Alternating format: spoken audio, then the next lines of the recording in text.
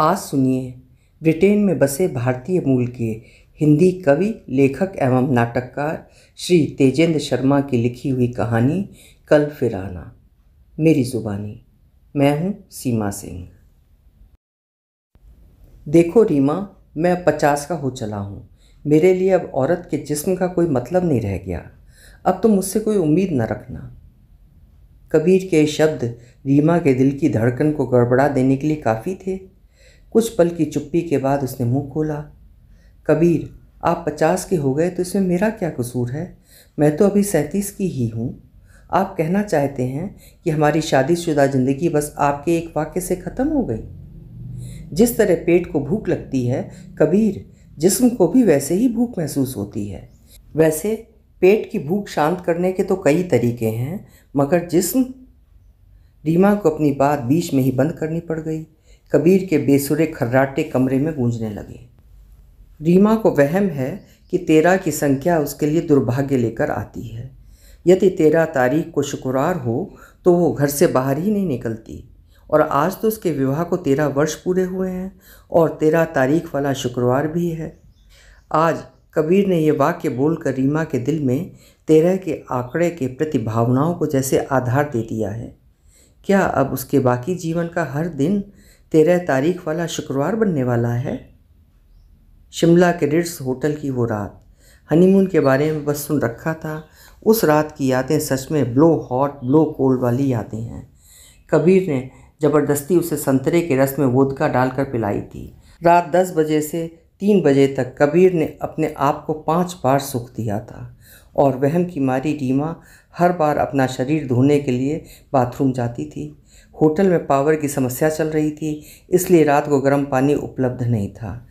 पहली बार तो वो किसी तरह ठंडे पानी से ही नहा ली। बाकी के 4 बार तो उसने केवल अपने गुप्तांग धोए और बगलों को गीले तौलिए से पोंछ लिया। एक रात में 5 बार करने वाला कबीर अचानक संत कैसे हो गया? क्या 2 बच्चे पैदा करने के बाद उसके शरीर में नमक नहीं बचा? अपने देश में बिताए 3 साल कबीर की बाहों में बीते थे, मगर यहाँ लंदन में आकर बसने के बाद से दोनों के बीच एक अजीब सी ठंडी सी दूरी बढ़ती जाने लगी। लंदन का ठंडा मौसम शायद उनके रिश्तों में गहरा बैठने लगा था। अपने माँ बाप की 13वीं संतान रीमा, अपने पति से 13 वर्ष छोटी रीमा, अपने विवाह के 13 वर्ष बाद सोचने को मजबूर है कि आखिर उसका अपने पति के साथ रिश्ता क्या है, उसका अपना जीवन क्या है।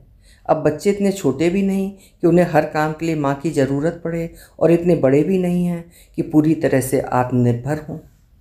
फिर भी रीमा के कुछ काम तो तय हैं कि वो अपने बच्चों को सुबह तैयार करती है, नाश्ता बनाती है, खिलाती है, फिर उन्हें कार पर बैठाकर स्कूल छोड़ने जाती है। दोनों बच्चे पार खाई में पढ़ते हैं। रीमा को प्राइवेट स्कूलों में बच्चों को पढ़ाना नहीं, इसलिए बच्चे स्टेट स्कूल में ही जाते हैं। कबीर के अहंकार को बुरा लगता है कि इतनी बड़ी एयरलाइन के अधिकारी के बच्चे स्टेट स्कूल में पढ़ें, मगर रीमा की सोच अलग है। रीमा ने सोचते सोचते 2 साल और बिता दिए हैं। अब उसने रातों को रोना बंद कर दिया है। कितनी रातें वो सज धज कर डाइनिंग टेबल पर कबीर का इंतज़ार करती। वो 11 बजे रात आता और आसानी से कह देता कि उसने तो खाना दफ्तर में ही खा लिया है, और रीमा बिना खाना खाए और बिना टेबल साफ़ किए वहाँ से उठकर कबीर के साथ बेडरूम की तरफ चल देती। कबीर वहीं लाउंज में बैठ जाता और टीवी के सामने ऊँघने लगता और वहीं सो रहता। उसके मुंह से विस्की की महक आती रहती। बेडरूम में वो अकेली तड़पती रहती और उन हसीन रातों को याद करती जब कबीर को उसके शरीर में रुचि थी। आप आज रात फिर बेडरूम में नहीं आए? दफ्तर के कामों में इतना थक जाता हूँ कि बस यहीं टीवी के सामने ही नींद आ जाती है। कबीर, मेरा भी तो जी चाहता है कि कभी आप मुझसे भी प्यार की 2 बातें करें। भला मेरा क्या कसूर है कि मैं अकेली बिस्तर पर करवटें बदलती रहूं? भाई देखो रीमा, अब मैंने तुम्हारे आराम के लिए सब इंतज़ाम कर दिए हैं। घर में तमाम सहूलियत मौजूद हैं और तुम्हें क्या चाहिए? हाँ, रीमा को और कुछ चाहने का हक कहाँ है? शरीर की भूख की मांग भला औरत कैसे रख सकती है? अपने जीवन के ऐसे मोड़ पर खड़ी है रीमा जब शरीर और अधिक मांगता है। तभी उसे पता चलता है कि बस उसका साथी थक गया है। मगर ये सब हुआ कैसे? सच्ची बात है कि अचानक तो नहीं हुआ है। लंदन आने के बाद आहिस्ता आहिस्ता ही आया है ये बतलाओ। जब कबीर की पहली सेक्रेटरी एनेट आई थी तो कबीर ने घर देर से आना शुरू कर दिया था। एनेट स्कॉटलैंड से आई थी। उसकी भाषा कभी भी रीमा को समझ में नहीं आती थी, मगर उसके शरीर की भाषा शायद कबीर को पूरी तरह समझ आ गई थी। कबीर जब घर आता था तो चेहरा निचड़ा हुआ सा लगता था, बस किसी तरह खाना खाता और सो जाता। रीमा को अच्छी तरह याद है कि जब उसका और कबीर का शारीरिक रिश्ता सक्रिय था तो संभोग के बाद भी वो कितनी गहरी नींद सोती थी। अब गहरी नींद कबीर सोता है और संभोग के लिए तड़पने का काम करती है रीमा। रीमा को महसूस होने लगा है कि कबीर के कपड़ों से दूसरी औरतों के शरीर की गंध आने लगी है। क्या बकती हो तुम? इस तरह का गंदा इल्ज़ाम लगाती हो मुझ पर? इतनी बेहुदा बात तुम कह कैसे गई? और कबीर के गुस्से ने रीमा को दहला दिया था, मगर रीमा अपने पति को खोना नहीं चाहती थी। सिर नीचा किए सब सुनती रही। शायद कहीं ये डर भी था कि उसे घर से निकाल ही न दे। आर्थिक स्तर पर कबीर पर ही वो आश्रित थी।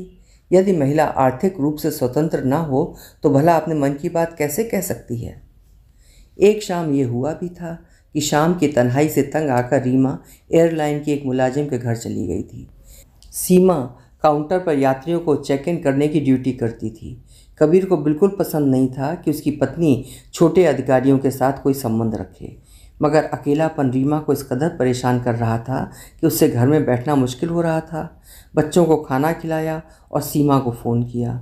सीमा अभी डिनर करने का सोच ही रही थी। आज उसका पति भी घर पर था। पति विमान परिचारक है। रीमा चली गई और कबीर उसी दिन कुछ जल्दी घर लौट आया। उसकी तबीयत कुछ ख़राब हो गई थी। हल्का हल्का बुखार महसूस हो रहा था। घर में रीमा को न पाकर उसकी ज़मींदाराना प्रकृति को बहुत तेज झटका लगा। परेशान घर में घूमता रहा, फिर घर को भीतर से अच्छी तरह बंद कर दिया ताकि रीमा बाहर से चाबी लगाकर खोल ना सके। टीवी के सामने बैठा और सो गया। रात जब रीमा वापस आई तो दरवाज़ा खुला ही नहीं, क्योंकि बच्चे ऊपर अपने बेडरूम में बेखबर सो रहे थे और कबीर को तो अपनी पत्नी को कुछ साबित करना था। बाहर अंधेरी ठंडी रात में रीमा अकेली अपनी कार स्टार्ट करके हीटिंग चलाकर बिना किसी रजाई या कंबल के पड़ी रही। सुबह को उसका मोबाइल फ़ोन बजा। बेटे को चिंता थी, नाश्ते के लिए माँ की ज़रूरत थी। घर का दरवाज़ा खोला, नज़रें नीचे किए रीमा भीतर दाखिल हुई। आ गई हीरोइन हमारे घर की। मैं पूछता हूँ कि मुझसे इजाज़त लिए बिना तुम्हारे कदम घर के बाहर निकले तो कैसे निकले? अब तुम्हारी इतनी मजाल हो गई कि तुम मुझसे बिना पूछे बाहर घूमने लगी हो। तुम्हारी हिम्मत कैसे हुई? जी बस सीमा के घर तक गई थी। मैं घर में अकेले बैठे बैठे बोर हो जाती हूँ। मैं नहीं चाहता कि तुम छोटे लोगों के साथ मेल जोल रखो। आई बात समझ में? रीमा को समझ में आ गया था कि इस वक्त बात करके बात को बिगाड़ा ही जा सकता है। वो एकदम चुप्पी ओढ़े बच्चों का काम करने लगी। विवाहित जीवन की यादों में कुछ भी सकारात्मक क्यों याद नहीं आता? क्यों वो हमेशा किसी अंधेरी सुरंग के बीच जाकर कहीं खो जाती है? एक शाम अपने अकेलेपन को दूर करने के प्रयास की सज़ा सारी रात कार में अकेले बिताना। कबीर अपने आप को दिल्ली वाला कहता है, मगर व्यवहार तो किसी गांव के अनपढ़ जमींदार सा है। बेचारी रीमा अभी तक बरेली की मासूम मानसिकता से नहीं उभर पा रही। जब लंदन आई थी तो अंग्रेजी भी ठीक से नहीं बोल पाती थी रीमा। कबीर पहले आ गया था नौकरी शुरू करने। करीब 4 महीने बाद रीमा आ गई थी अपने पुत्र के साथ। अयान करीब साल भर का था। कबीर जैसे पगलाया पड़ा था रीमा के लिए। कबीर है बहुत बड़ा प्लानर।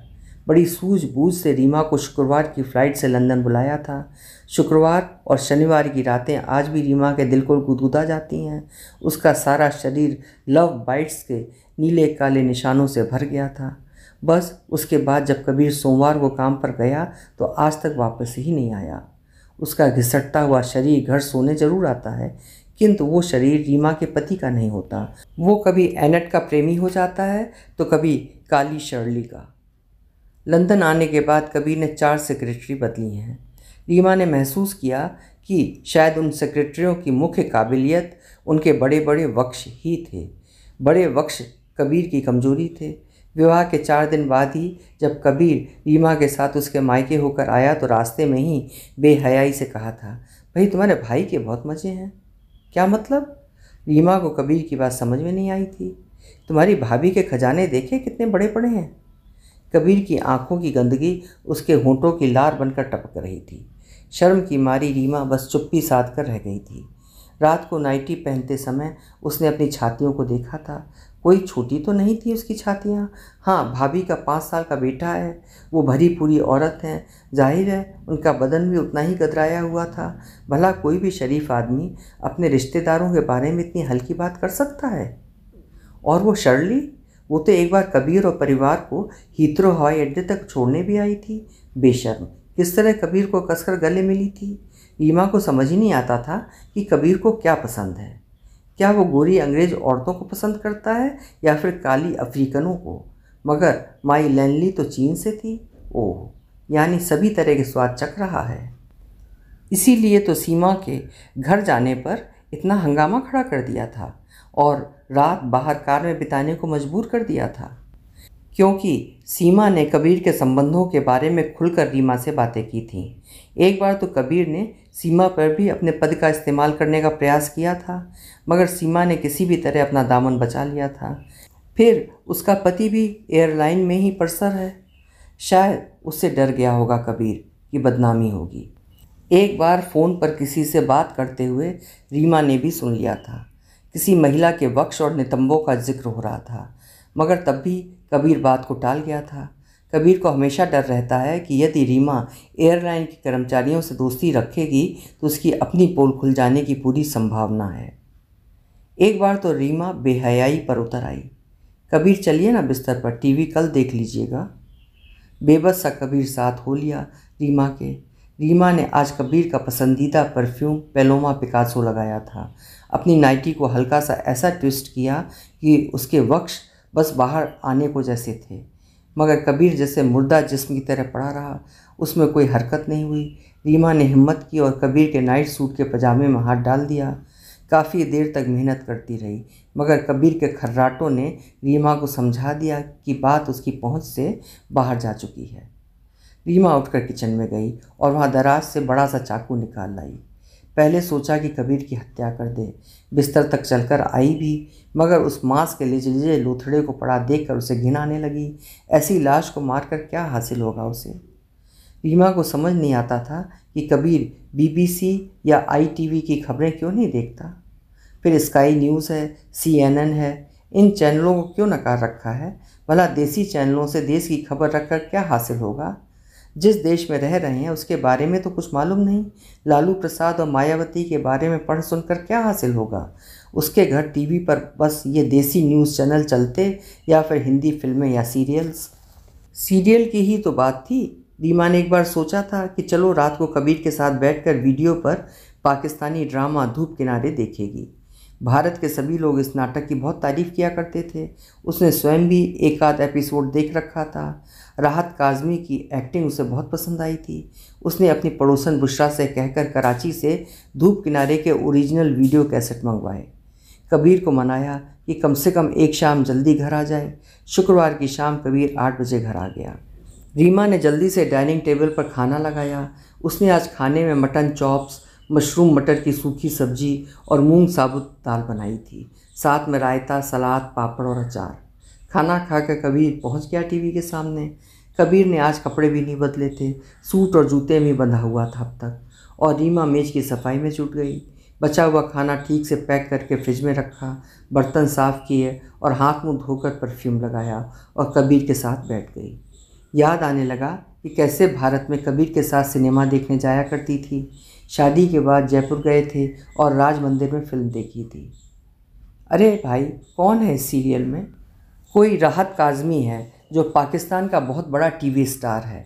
साथ में मरीना खान है। बुशरा बता रही थी कि राहत काज़मी में 3 इंडियन स्टारों की झलक है, अमिताभ, मनोज कुमार और राज बब्बर। ये कैसा मिक्सचर हुआ जी?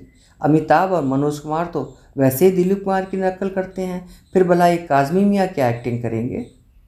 आप देखिए तो सही। रीमा को कबीर की नेगेटिव बातें परेशान करने लगती हैं। और हाँ, इस सीरियल में बहुत कुछ खूबसूरत गज़लें और नज़में भी हैं।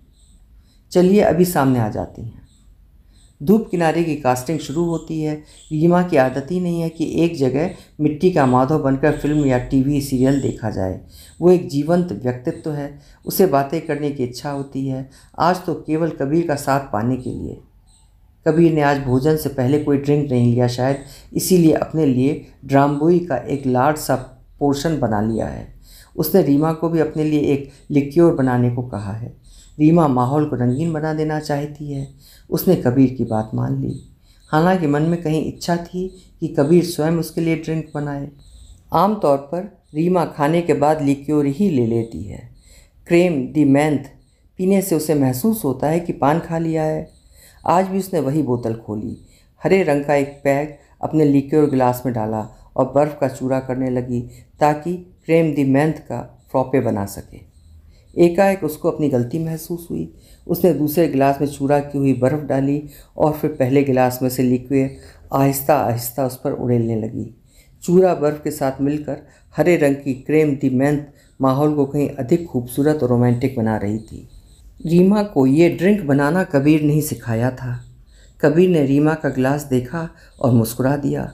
दोनों ने चीयर्स कहा और अपने अपने गिलास में से एक एक घूंट पी लिया। पहला एपिसोड ख़त्म होते होते लिक्योर अपना असर दिखाने लगती है और रीमा की आंखें बंद होने लगती हैं। कबीर, हम आज दिन भर खाना बनाते और सफाई करते थक गए हैं, हमें नींद आ रही है, चलिए आप भी ऊपर चलिए, ये सीरियल कल सुबह आराम से देखेंगे, कल तो आपकी छुट्टी है। अरे हमारी छुट्टी की भली कही, एयरलाइन तो हफ्ते में 7 दिन काम करती हैं, हम हर वक्त ऑन कॉल होते हैं। अच्छा तुम चलो, मैं अभी आता हूँ। रीमा अपने बेडरूम में ऊपर चली गई और धम से बिस्तर पर गिरते ही सो गई। नींद बहुत गहरी थी, थकावट का असर साफ दिखाई दे रहा था और क्रेम दी मेंथ ने अपना काम कर ही दिया था। रीमा की नींद खुली जब कमरे की बिजली जली। उसने हड़बड़ा कर आँखें खोलीं। कुछ पलों के लिए समय का अंदाज उसके दिमाग से गायब हो गया था। वो कुछ समझ ही नहीं पा रही थी।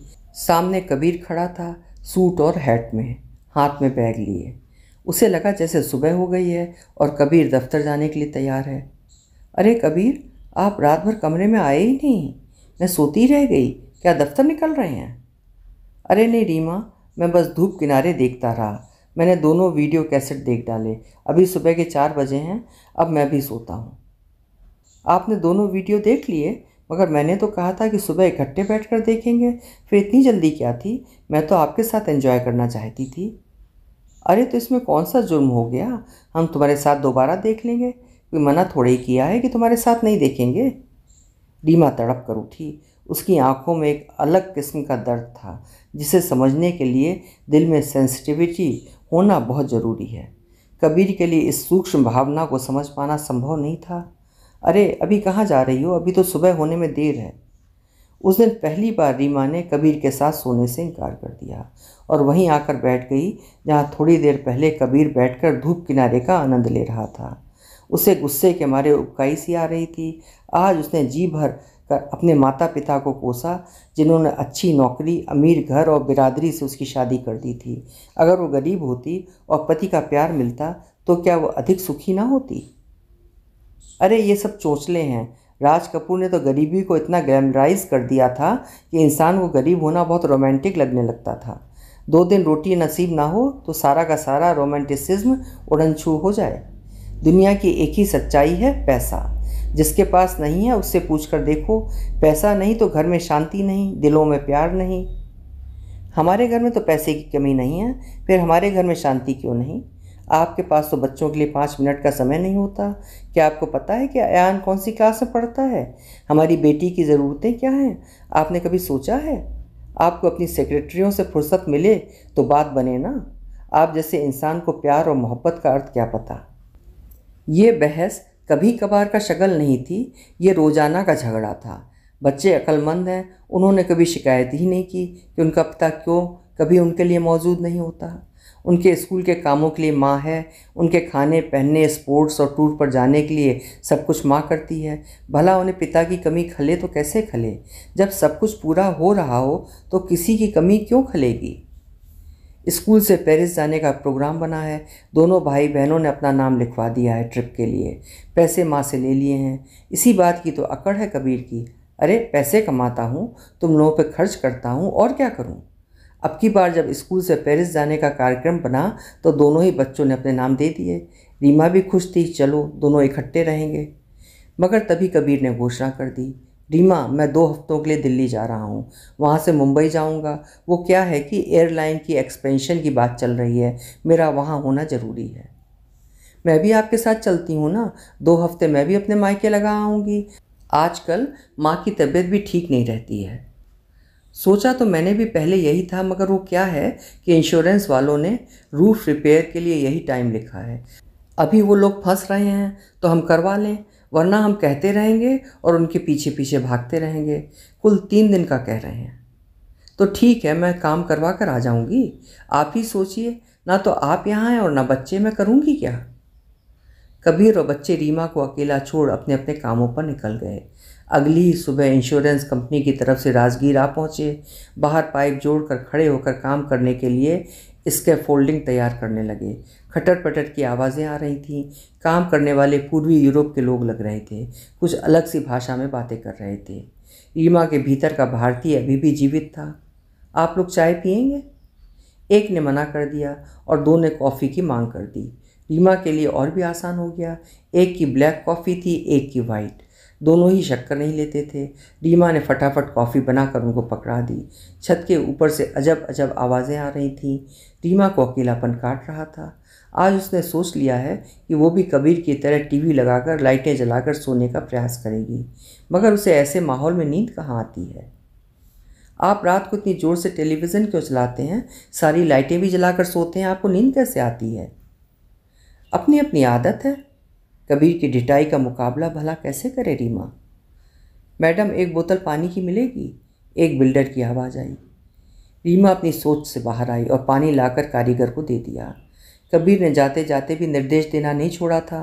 देखो, जब एक बार ऊपर की टाइल्स हट जाती हैं तो कोई भी चोर ऊपर से घर के भीतर पहुंच सकता है।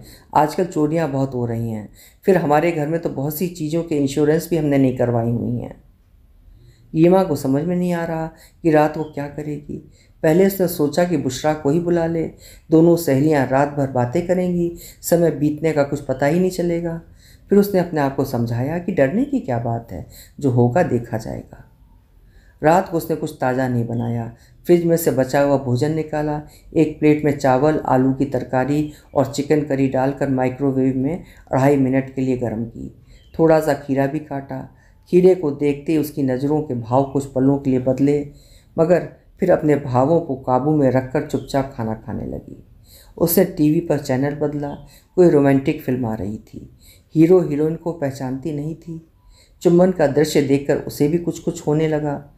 कुछ सोचा, फिर सिर को झटका दिया, टीवी बंद किया और ऊपर सोने के लिए चल दी। बिस्तर पर लेटी और अपनी ज़िंदगी के बारे में सोचने लगी।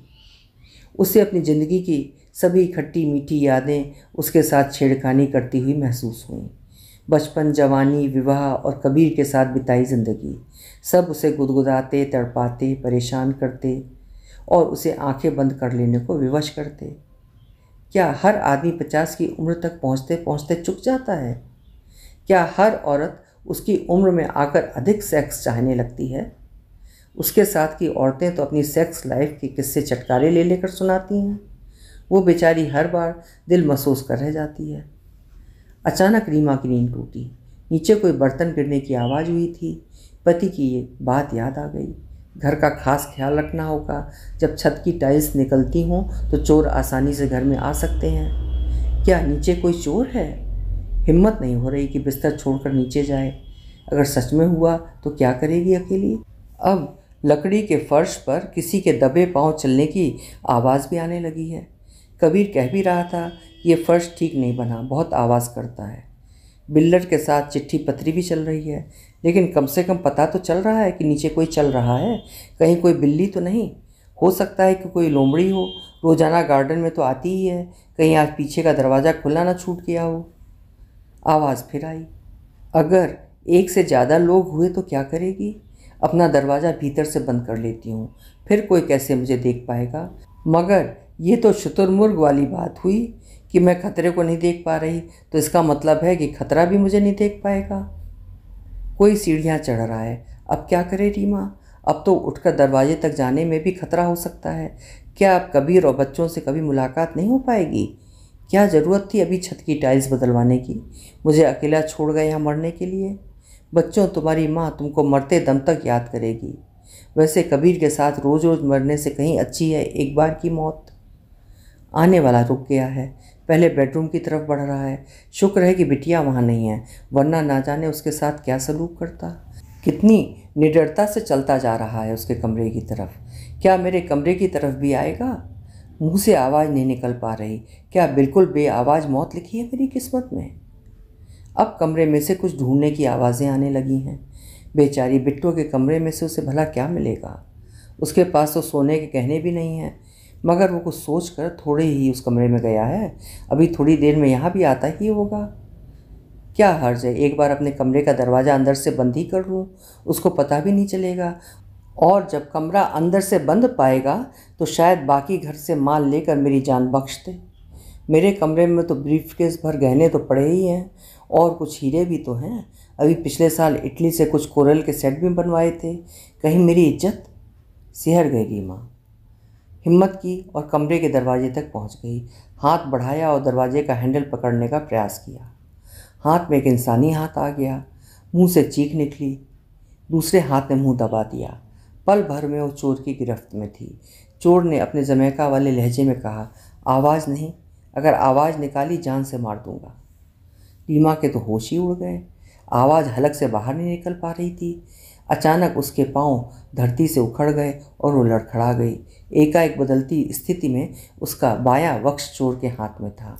चोर ने आओ देखा ना ताओ रीमा की आवाज़ रोकने के लिए अपने होठों से उसके होठों को भींच कर दबा दिया। रीमा इस नई स्थिति के लिए बिल्कुल तैयार नहीं थी। वो जितना उस चोर की गिरफ्त से बाहर निकलने की कोशिश कर रही थी, उसके वक्ष और होठों पर दबाव उतना ही सख्त होता जाता। उसे लगा कि उसका दम घुट जाएगा। अब तक शायद चोर स्थिति को समझ चुका था। वो इस इरादे से कतई नहीं आया था। वो सीधी सादी चोरी करने के लिए आया था, मगर कुदरत ने उसके भाग्य में कुछ और ही धर दिया था। उसने आहिस्ता से रीमा को बिस्तर पर लिटा दिया। डरी हुई रीमा अधिक प्रतिरोध भी नहीं कर पा रही थी। चोर ने एक बार उसके होठों को कुछ पलों के लिए छोड़ा।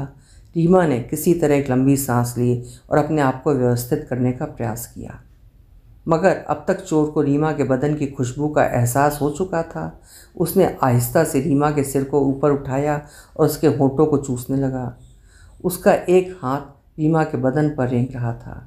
डरी हुई रीमा के बदन में भी कसाव महसूस होने लगा था। रीमा की सांसें ज़ोर ज़ोर से चलने लगी थीं। उसके कान गर्म हो चले थे। अचानक चोर को रीमा की तरफ से भी दबाव महसूस हुआ। रीमा भी चोर के बदन को महसूस करने का प्रयास कर रही थी। पल भर के लिए वो चकराया, मगर फिर उस दबाव का आनंद लेने लगा। अब आहिस्ता आहिस्ता उसका हाथ नीचे की तरफ सरकने लगा। रीमा के बदन में एक विस्फोट सा होने लगा था।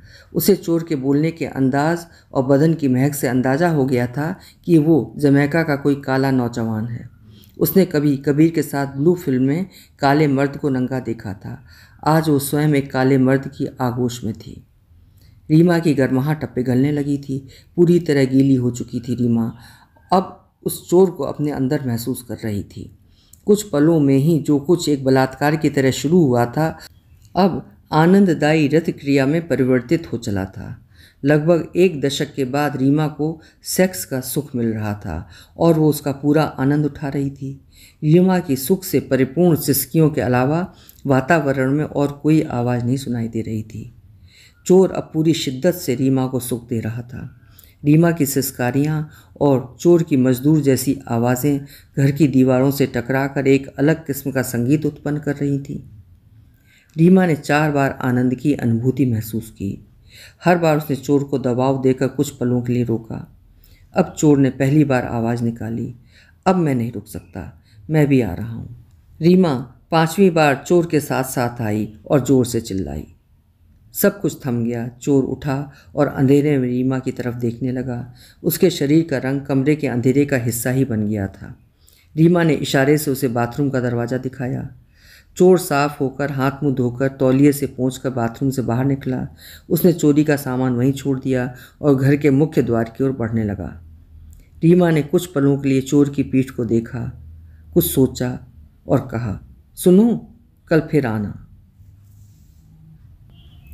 अभी जो कहानी आप सुन रहे थे उसे लिखा है तेजेंद्र शर्मा जी ने और स्वर दिया है मैंने, यानी सीमा सिंह।